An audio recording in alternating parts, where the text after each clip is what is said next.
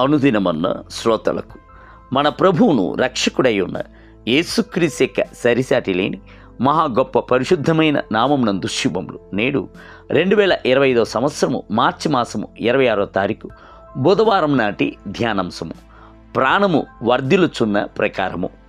యోహాను రాసిన 3వ పత్రిక 1వ అధ్యాయము 2వ వచనమునందు, ప్రియుడా, నీ ప్రాణము వర్ధిల్లుచున్న ప్రకారము నీవు అన్ని విషయములలోనూ వర్ధిల్లుచు సౌఖ్యముగా ఉండవలని ప్రార్థించుచున్నాను.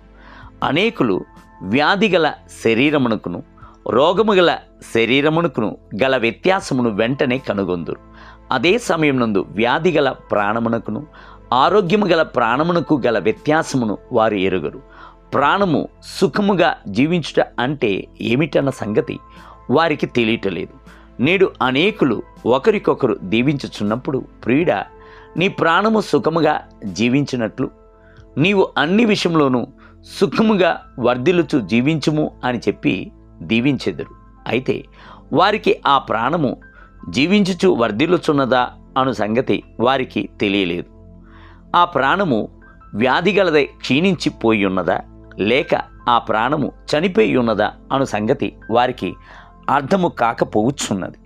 ప్రాణము జీవించుచు వర్ధిల్లుచున్నట్లు అని చెప్పుచున్నప్పుడు ప్రాణం యొక్క స్థితిగతికి తగినట్లుగా శరీరము జీవించును అను సంగతిని వారు ఎరగక ఉన్నారు. కొన్ని సమయముల యందు ఇలా దీవించుట శాపముగా మారిపోవచ్చున్నదా అని ఆలోచన పుట్టుచున్నది. ఎందుకనగా కొందరిలో ప్రాణము వ్యాధి కలిగి ఉన్నది, కొందరిలో ప్రాణము చనిపోయి ఉన్నది. ప్రాణము జీవించుచున్నట్లు అని చెప్పుచున్నప్పుడు అటువంటి వారిని శారీరక వ్యాధికిని లోక ప్రకారమైన మరణమును గురి అవ్వవచ్చును. ఆరోగ్యవంతమైన ప్రాణమునందు ప్రేమ, సంతోషము, సమాధానము నిండియుండును. ప్రాణమునందు ప్రభువును స్తుతించే స్తుతి ఉండినట్లయితే శరీరమునందు దైవ ప్రసన్నత నిండి జీవించును. బైబిల్ గ్రంథము సెలవిచ్చుచున్నది, యెహోవాయందు ఆనందించడం వలన మీరు బలమొందుదురు. నెహెమ్యా గ్రంథము 8వ అధ్యాయం 10వ వచనం. శరీరమునకు పలు ఔషధములను పౌష్టిక పదార్థములను మనుషుడు కనుగొని ఉన్నాడు. అయితే ప్రాణము కొరకు ఏమి కనుగొనబడి ఉన్నది? జ్ఞాని సెలవిచ్చుచున్నాడు, సంతోషము గల మనసు ఆరోగ్య కారణము, నలిగిన మనసు ఎముకలను ఎండిపోచేయును. సామెతల గ్రంథం 17వ అధ్యాయము 22వ వచనం. సాధారణముగా దుఃఖమును గుండెల్లో అణుచుకొని ఉంచుకొనకూడదు అని లోకస్తులు చెప్పుదురు. తమకు ప్రియమైన వారు మానించినట్లయితే నోరు తెరచి ఏడ్చి దుఃఖమును బయటపెట్టి విడిచిపెట్టవలెను. నలుగురి వద్ద తమ యొక్క హృదయం యొక్క భారములను పంచుకొని తగ్గించుకొనవలెను. ప్రభు యొక్క సముఖమునందు పడి ఆదరణను ఓదార్పును పొందుకొనవలెను.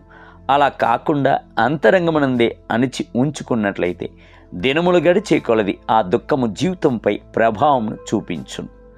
శరీరమునందు పలు విధములైన రోగములను తీసుకుని వచ్చు.